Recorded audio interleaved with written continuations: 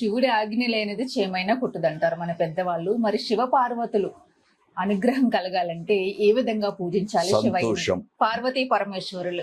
సంతోషం. మొదటిది శివ ఆజ్ఞ లేనిది చీమైన కుట్టదని ఒక్క శివుడి పేరు చెప్పారు.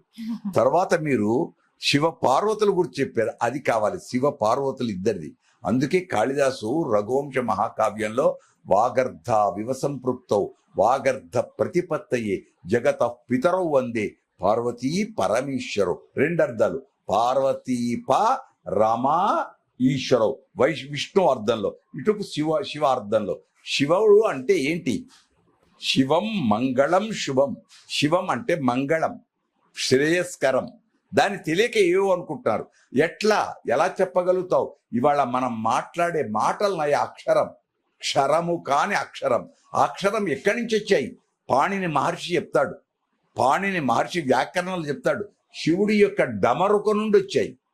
శివుడి యొక్క డమరుక నుండి ఆ ధ్వనుల ద్వారా అక్షర సమామ్నాయం వచ్చింది.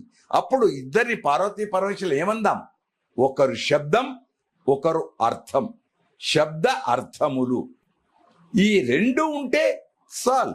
అందుకే మన పెద్దలు ఏమంటారు? అర్థము లేని చదువు వ్యర్థం. కనుక ఇద్దరిని కలపదాం, ఇద్దరిని ఆరాధిద్దాం. శివం మంగళం శుభం. లోకానికి శ్రేయస్కరం చేసేటువంటి ఆ పరమేశ్వర తత్వాన్ని అర్థం చేసుకుంటే చాలు. అందరికీ